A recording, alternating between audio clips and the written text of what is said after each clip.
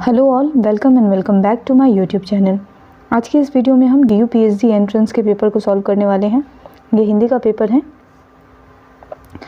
तो DU PhD entrance का जो पेपर होता है इसमें नंबर ऑफ़ क्वेश्चंस 50 होते हैं। इसमें दोनों ही पार्ट रिसर्च मेथोडोलॉजी और आपका सब्जेक्ट स्पेसिफिक जो क्वेश्चन होते हैं वो दोनों ही इसी में मिले हुए हैं। ठीक है, टोटल 50 क्वेश्चन है। 25 अगर होंगे तो फिर ये रिसर्च के होंगे और 25 सब्जेक्ट स्पेसिफिक होंगे। ठीक है, वेटेज इक्वल है या नहीं ये क्वेश्चन देखने में पता चलेगा। ठीक है, तो क्वेश्चन देखते हैं और इसमें नेगेटिव मार्किंग होता है। ठीक है, और ये पेपर मैं इसलिए अपलोड कर रही हूँ क्योंकि अभी आप लोगों का इग्नू और जामिया का एग्ज़ाम होने वाला है, तो एंट्रेंस का, PhD एंट्रेंस का, तो इसी वजह से। पहला प्रश्न है, अनुसंधाता के लिए यह अपेक्षित नहीं है। ठीक है, तो इसका सही उत्तर है पहला है सूक्ष्म निरीक्षण, सहिष्णुता का भाव, वस्तुनिष्ठता और पूर्वाग्रह का भाव। ठीक है, तो अनुसंधाता में पूर्वाग्रह नहीं होना चाहिए। ठीक है, सूक्ष्म निरीक्षण होना चाहिए, सहिष्णुता होनी चाहिए और वस्तुनिष्ठता होनी चाहिए। ठीक है, तो इसका सही उत्तर है चौथा। ये पेपर मैं इसलिए भी सॉल्व करा रही हूँ क्योंकि अब तक आपने नेट JRF के टाइम जितना भी रिसर्च का पोर्शन पढ़ा है उससे थोड़ा अलग PhD में पूछा जाता है। ठीक है, तो इस वजह से आप जितने ज़्यादा प्रश्न को सॉल्व करेंगे, जितने ज़्यादा मॉक टेस्ट देंगे या फिर जितने ज़्यादा पेपर को सॉल्व करेंगे अदर यूनिवर्सिटी के, तो इससे आपका जो रिसर्च का जो पोर्शन है वो थोड़ा स्ट्रांग होता जाएगा। ठीक है, आपके सब्जेक्ट के अकॉर्डिंग। ठीक है, क्योंकि बाकी सब्जेक्ट में जो रिसर्च के क्वेश्चन पूछे जाते हैं वो नेट JRF की तरह ही होते हैं, लेकिन जो हिंदी के लिए होता है वो थोड़ा नेट JRF से अलग हो जाता है। तो इस वजह से तो बढ़ते हैं दूसरे क्वेश्चन की ओर। दूसरा प्रश्न है, भाषा वैज्ञानिक शोध में इनमें से किसे समाहित नहीं किया जा सकता। भाषा वैज्ञानिक शोध में, ठीक है, वाक्य वैज्ञानिक शोध, परंपरावादी शोध, ध्वनि वैज्ञानिक शोध, शब्द वैज्ञानिक शोध। तो इसमें हम जब भाषा की बात होगी तो हम शब्द, ध्वनि और वाक्य को तो इंक्लूड करेंगे ही, लेकिन परंपरावादी जो शोध है इसे हम इंक्लूड नहीं करेंगे। तो भाषा वैज्ञानिक शोध में हम किसे समाहित नहीं करेंगे, परंपरावादी शोध को। ठीक है, अगले प्रश्न की ओर बढ़ते हैं। हिंदी प्रदीप बालकृष्ण भट्ट पत्रिका का प्रथम प्रकाशन वर्ष है। इसका सही उत्तर हुआ पहला 1877 ईस्वी। ठीक है, अगला प्रश्न देखते हैं। अगला प्रश्न है, अनुसंधान की दृष्टि से इनमें से कौन सा कथन असंगत है। तो इसका ऑप्शन दे रखा है, शोध पद्धति स्पष्ट और सुनिश्चित होनी चाहिए, शोध कार्य सुव्यवस्थित एवं क्रमबद्ध होना चाहिए, शोध विवेचन में पुनरुक्ति आवश्यक है, शोध प्रबंध में पाठ टिप्पणी व संदर्भ विधिवत होना चाहिए। तो इसका सही उत्तर है कि अनुसंधान की दृष्टि में कौन सा कथन असंगत है। तो तीसरा असंगत है, क्योंकि शोध विवेचन में पुनरुक्ति आवश्यक है, ये गलत है। ठीक है, आवश्यक नहीं है, पुनरुक्ति नहीं होनी चाहिए, यानी कि रिपीटिशन नहीं होनी चाहिए। शोध पद्धति स्पष्ट होनी चाहिए, सुनिश्चित होनी चाहिए, सुव्यवस्थित होनी चाहिए, क्रमबद्ध होनी चाहिए, पाठ टिप्पणी होनी चाहिए, संदर्भ होना चाहिए, लेकिन रिपीटिशन नहीं होना चाहिए। ठीक है, अगला प्रश्न देखते हैं। अगला प्रश्न, रिसर्च में री उपसर्ग निशार्थक भी है और गंभीर अभिनिवेशार्थक भी। स्थूल अर्थों में वह नवीन और विस्मृत तत्वों का अनुसंधान है जिसको अंग्रेजी में डिस्कवरी ऑफ फैक्ट्स कहते हैं, और सूक्ष्म अर्थ में वह ज्ञात साहित्य के पुनर्मूल्यांकन और नई व्याख्याओं का सूचक है। शोध के संदर्भ में ऐसा किसने कहा है। तो मैंने आप लोगों को बुक भी सजेस्ट किया था। ठीक है, तो इसका सही उत्तर है तीसरा, हजारी प्रसाद द्विवेदी। इसका सही उत्तर है हजारी प्रसाद द्विवेदी। ठीक है, बढ़ते हैं अगले प्रश्न की। अगला प्रश्न है, साहित्यिक अनुसंधान में यह तथ्य सत्य नहीं है। कौन सा तथ्य सत्य नहीं है।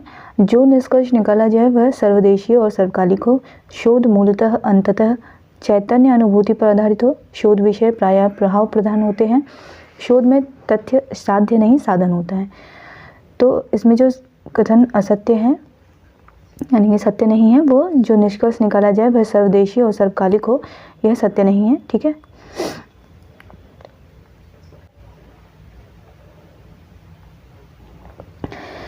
इसका सही उत्तर जो पहला था वो सर्वदेशीय और सर्वकालिक नहीं होना चाहिए, क्योंकि परिवर्तन होता रहता है। ठीक है, तो इस वजह से। बढ़ते हैं अगले प्रश्न की ओर। अगला प्रश्न है, सोपाधिक शोध के स्वरूप में स्वरूप के संदर्भ में कौन सा कथन सही नहीं है? शोधक में समीक्षात्मक परीक्षण और निर्णय क्षमता अनपेक्षित है। शोध में नवीन तथ्यों की खोज अपेक्षित है। तथ्याख्यान की नई दृष्टि अभिष्ट है। शोध प्रबंध की प्रस्तुति के लिए संतोषप्रद उपस्थापन शैली वांछित है। इसका सही उत्तर है शोधक में समीक्षात्मक परीक्षण और निर्णय क्षमता अनपेक्षित है, जबकि यहाँ होना चाहिए अपेक्षित है। ठीक है, तो ये कथन सत्य नहीं है, सही नहीं है। बढ़ते हैं अगले प्रश्न की ओर। अगला प्रश्न है, इनमें से किस शोध वृत्ति को साहित्यिक शोध के उपयुक्त नहीं माना जा सकता है? ठीक है, कौन सी प्रवृत्ति जो है वो साहित्यिक शोध के अंतर्गत नहीं आती है? इसका सही उत्तर है प्रयोगात्मक। ठीक है,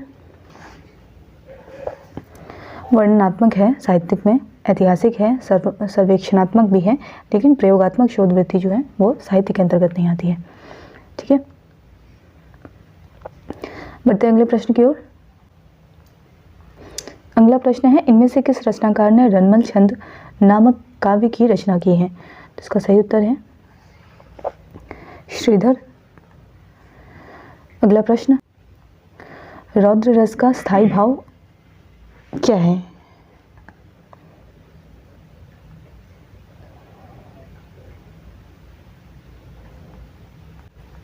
तो इसका सही उत्तर है तीसरा, क्रोध। अगला प्रश्न, अनुसंधान में इनमें से कौन सा गुण आवश्यक नहीं है? इसका सही उत्तर है अति संक्षिप्तता। प्राकल्पना है, कल्पना है, विपरीत कल्पना है, अति संक्षिप्तता नहीं है इसका आवश्यक गुण। ठीक है, अगला प्रश्न देखते हैं। अगला प्रश्न है, डॉक्टर विनय मोहन शर्मा के अनुसार उद्देश्य की दृष्टि से शोध के कितने प्रकार हो सकते हैं? तो इसका सही उत्तर है 2। अगला प्रश्न देखते हैं। अगला प्रश्न है, हिंदी अनुसंधान के आयाम नामक पुस्तक का संपादन किसने किया है? तो इसका सही उत्तर है राजूरकर एवं राजमल बोरा। ठीक है, तो अनुसंधान की जितनी भी पुस्तकें हैं उनको आप ज़रूर देख लीजिए। ठीक है, जो प्रसिद्ध पुस्तकें हैं। ठीक है,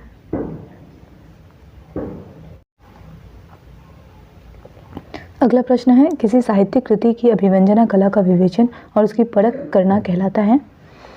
इसका सही उत्तर है कला अनुसंधान। किसी साहित्यिक कृति की अभिव्यंजना कला का विवेचन और उसकी परख करना कहलाता है कला अनुसंधान। अगला प्रश्न, इनमें से कौन तार सप्तक के कवि नहीं है? तो इसका सही उत्तर है शमशेर बहादुर सिंह। ठीक है, ये दूसरे सप्तक के हैं। तो तार सप्तक के जो पहला प्रकाशन हुआ था उसमें नेमिचंद्र जैन थे, प्रभाकर माचवे हैं, रामविलास शर्मा हैं। ठीक है, अगला प्रश्न, डॉक्टर उदय भानु सिंह के अनुसार शोध प्रबंध के संदर्भोल्लेख में इनमें से कौन सा रूप सर्वथा परित्याज्य है?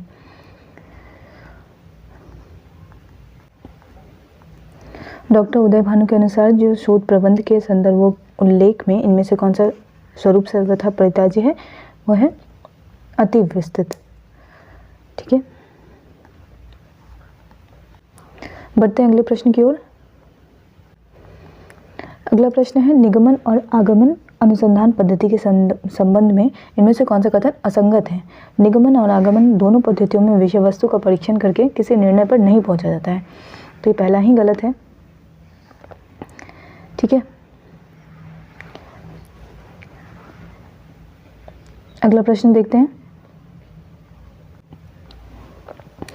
अगला प्रश्न है, भट्टलोल्लट द्वारा प्रतिपादित मत इनमें से कौन सा है? तो उनका है उत्पत्तिवाद। अगला प्रश्न देखते हैं। अगला प्रश्न है, अनुसंधान का वह प्रकार जिसमें किसी कृति के वर्ण विषय का विवरण और उसी के तथ्यों का आकलन और वर्णन होता है उसे कहते हैं वस्तु तथ्यानुसंधान। अनुसंधान का वह प्रकार जिसमें किसी कृति के वर्ण विषय का विवरण और उसी के तथ्यों का आकलन और वर्णन होता है उसे कहते हैं वस्तु तथ्यानुसंधान।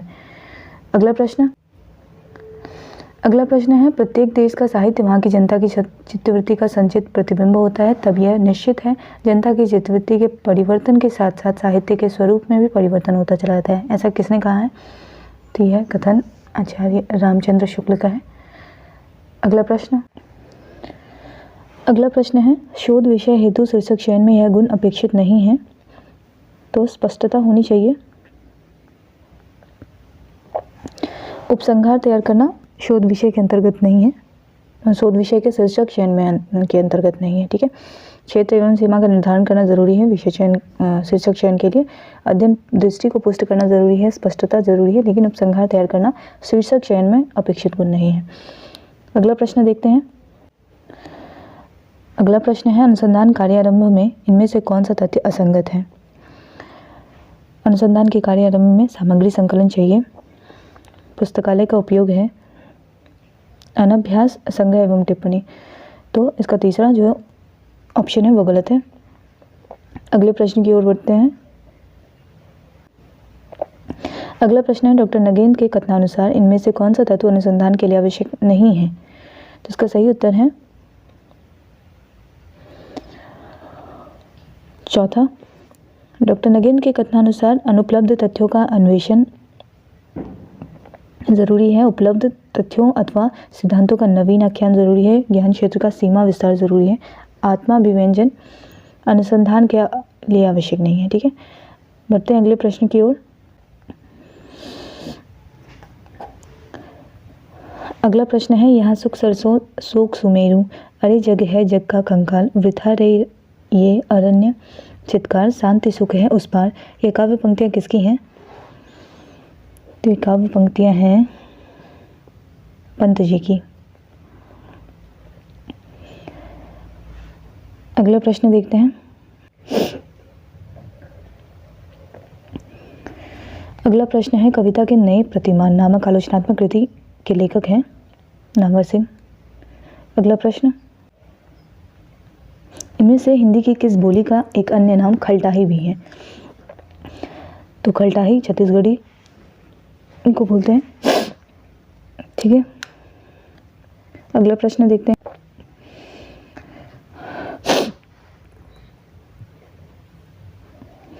अगला प्रश्न है, कालक्रम में इसे व्यवस्थित करना था,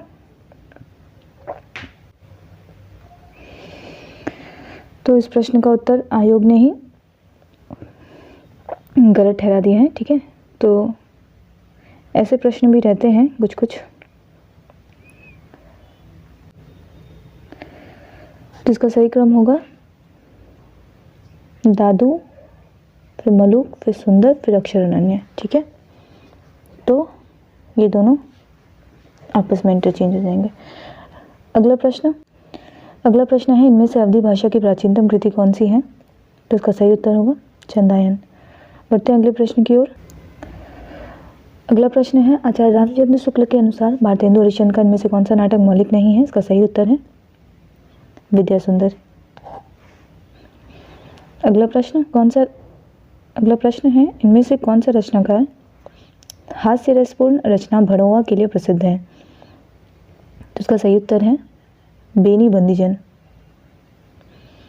हास्य रसपूर्ण रचना भड़ोआ के लिए प्रसिद्ध है बेनी बंदीजन। अगला प्रश्न, भारतीय विश्वविद्यालय से भाषा एवं साहित्य में सर्वप्रथम शोध उपाधि प्राप्त करने वाले शोधार्थी हैं बाबूराम सक्सेना। ठीक है, कुमारपाल प्रतिबोध के रचनाकार हैं सोमप्रभ सूरी। अगला प्रश्न, बड़वे छंद का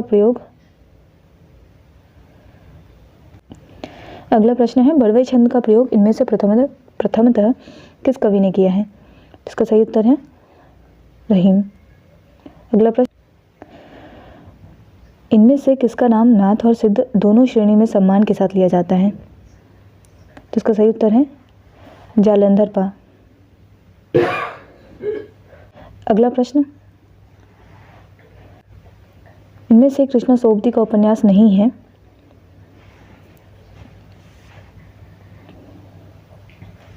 चितकोबरा नहीं है। ठीक है, मित्र मरजानी है, दिलदानिश है, टारसा विश्रू है, लेकिन चितकोबरा जो है वो नहीं है। अगला प्रश्न है, भारतेंदु युग का साहित्य व्यापक स्तर पर गदर से प्रभावित है, ऐसा किस आलोचक ने कहा है? तो इसका सही उत्तर है रामविलास शर्मा। भारतेंदु युग का साहित्य व्यापक स्तर पर गदर से प्रभावित है, रामविलास शर्मा ने कहा है। अगला प्रश्न, स्पर्श व्यंजनों का उच्चारण स्थान के आधार पर कितने भागों में बांटा गया है? स्पर्श व्यंजनों को उच्चारण स्थान के आधार पर कितने वर्गों में बांटा गया है? इसका सही उत्तर है 5। अगला प्रश्न, इनमें से किसे हिंदी की पहली आत्मकथा मानी जाती है? तो इसका सही उत्तर है दूसरा, अर्धकथा। अगला प्रश्न, अनुसंधान हेतु सामग्री संकलन में कौन सी प्रवृत्ति उचित नहीं है? ठीक है, अध्ययन प्रवृत्ति चाहिए, साक्षात्कार प्रवृत्ति भी ठीक है, सर्वेक्षण भी है, दोषारोपण प्रवृत्ति अनुसंधान में अपेक्षित गुण नहीं है। ठीक है, तो ये उचित नहीं है, सही उत्तर है तीसरा। अगला प्रश्न, इनमें से कौन सा कार्य अनुसंधान के प्रारंभिक चरण के लिए आवश्यक नहीं है? तो विषय चयन ठीक है, विषय की रूपरेखा तैयार करना, विषय संबंधी ग्रंथों की सूची बनाना, निष्कर्ष लेखन जो है वो प्रारंभिक चरण नहीं है। ठीक है, तो इसका सही उत्तर है चौथा। अगला प्रश्न देखते हैं, अनुसंधान का लक्ष्य है ज्ञान वृद्धि, किंतु आलोचना का लक्ष्य है ज्ञान की अवगति। ठीक है, अनुसंधान का लक्ष्य क्या है? ज्ञान की वृद्धि करना, और आलोचना का लक्ष्य है ज्ञान की अवगति करना। यह किसका कथन है? यह कथन है डॉक्टर नगेंद्र का।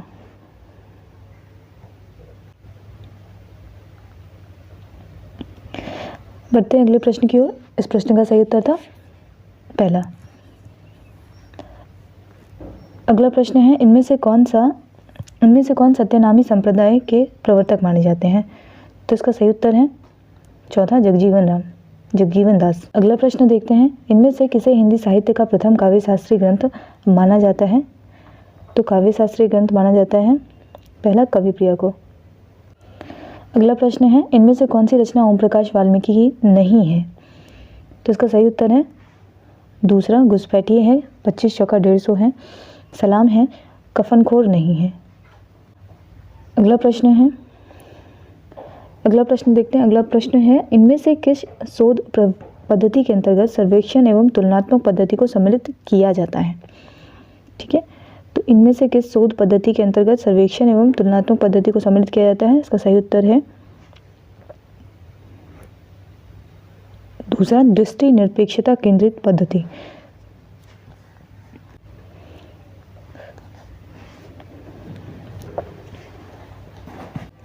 तो इसका सही उत्तर क्या था? शोध पद्धति के अंतर्गत सर्वेक्षण एवं तुलनात्मक पद्धति को सम्मिलित किया गया है, तो दृष्टि निरपेक्षता केंद्रित पद्धति। अगला प्रश्न देखते हैं। अगला प्रश्न है, रास पंचाध्यायी को हिंदी का गीत गोविंद किसने कहा है? तो इसका सही उत्तर है पहला, वियोगी हरि।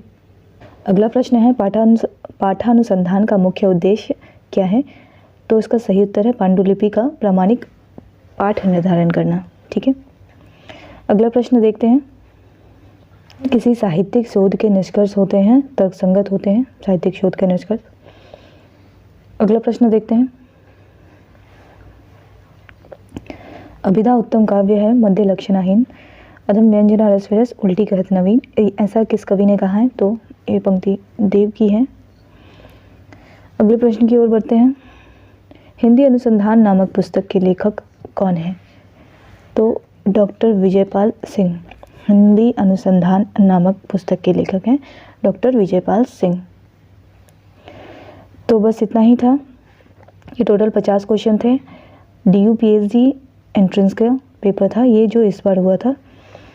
ठीक है, तो इसमें आप लोग शोध के जो प्रश्न हैं, वैसे सब्जेक्ट के भी देख सकते हैं, लेकिन शोध के जो प्रश्न हैं उन्हें अच्छे से पढ़िए। ठीक है, DU में नेगेटिव मार्किंग होती है और NTI ही कंडक्ट करवाती है। 25 आपके रिसर्च मेथोडोलॉजी से थे और 25 जो थे वो सब्जेक्ट स्पेसिफिक थे। रिसर्च के क्वेश्चन आपने देखे होंगे, इनको अच्छे से प्रैक्टिस कीजिए ताकि आगे आने वाली जितने भी PhD एंट्रेंस को आप देंगे तो उसमें ये गलती ना करें। ठीक है, और वीडियो को यहीं पे एंड करते हैं। वीडियो को एंड तक देखने के लिए थैंक यू सो मच।